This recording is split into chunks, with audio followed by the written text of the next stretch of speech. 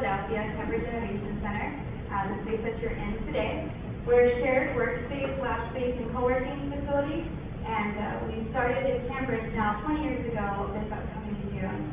We're so happy to have you here today for Philly Tech Week, and we've been having a lot of the same conversations with nonprofits and developing revenue streams with a lot of our panels today for this discussion. I wanted to also give a thank you to Jennifer McGowan at the Deaf Hearing Communication Center. She will be our ASL interpreter today. So I also ask that if you do have any questions at the end, that you make sure to speak clearly and loudly into the microphone so that she is able to translate for us today. We're going to get started, and I'd like to introduce our panelists. First, we have Tracy Welson-Rothman, the CMO of Chariot Solutions and founder of Tech Girls. Sylvester Moses, CEO of Coded by Kids, and Jabari Jones, President of the West Philadelphia Corridor Collaborative. Like I mentioned, a lot of our clients started coming to us over the last couple of months, some of which were nonprofits, and said, hey, we've been having a really hard time diversifying our funding outside of foundation and grant funding strategies, and they were working with a lot of our startups and entrepreneurs here in the space.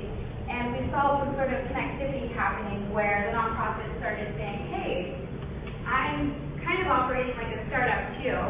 From those conversations with Sylvester, Jabari, and Tracy, we saw a lot of their examples of creativity that could lean into their experience, and we're happy to have them with us to share today.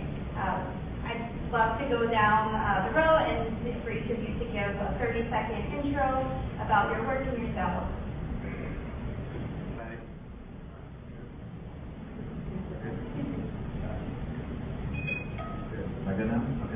Hi, everybody. My name is Jabari Jones. I run an organization in West Philly called the West Philadelphia Corridor Collaborative. What we are, we're a coalition of neighborhood business associations that oversee all of the West Philly commercial corridors. We have over 1,500 individual small businesses represented on over 11 commercial corridors spread out between 14 business membership organizations. Good morning, I'm Sylvester Mobley. I'm with Coded by Kids. Coded by Kids focuses on how do we increase the number of young people coming from underrepresented groups in tech. And our focus in that is how do we make sure our young people are moving into the upper tiers of tech. How do we make sure our young people are prepared to be leaders in tech? We're in Philadelphia, New Jersey, Delaware. In Philadelphia, we teach between 500 and 550 children each week.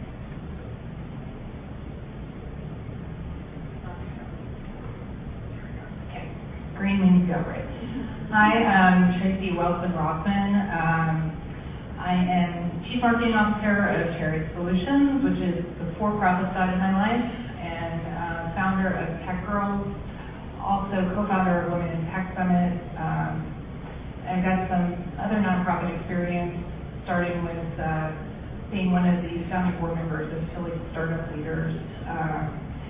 So the for-profit side of my life has definitely informed the nonprofit side of my life. Tech Girls, our mission is to help girls better understand how to embrace the power of technology for their future careers. We work with middle school girls. What we've done is we create these short interactive workshops, which we don't teach as Tech Girls. We help the community, not just in Philadelphia, but nationally, be able to solve their issue in their own space. So we open source our materials, which we offer for free, so you see there's no revenue model there. With that, we've been working for 9+ years. We've worked with over 15,000 girls across the country. Most of the girls have been worked with in the Philadelphia, now we're calling Delaware Valley region, as we're expanding. Tech Girls recently, within the last month, was acquired by a nonprofit called Creating IT Futures, which I happen to sit on the board. They're looking at the adult side. They run a program called IT Ready. So we're figuring out how we're going to look at expansion of the pipeline from young to more experienced, we don't like to say old. What's interesting about Creating IT Futures is they are a nonprofit arm of a larger company called CompTIA, so we're going to be exploring some non-traditional revenue models through them as well. Great. To solve a problem, but we have an idea of what the metrics should be or how that problem should be solved. Those may not be the best metrics for you. You know, you might The way we kind of want to do it. So I think foundations is always, it's a good source of money to go to, but it shouldn't be the only source of capital that any sources just weren't there. And it actually came to a time where we actually paused like everything we were doing, and we set up a series of strategy meetings. And we would do 3 strategy meetings a week, and sometimes they would be all day, 9 a.m. to 7 o'clock, and literally just sitting. That's really important for nonprofits. I'm glad that's a question to ask, actually.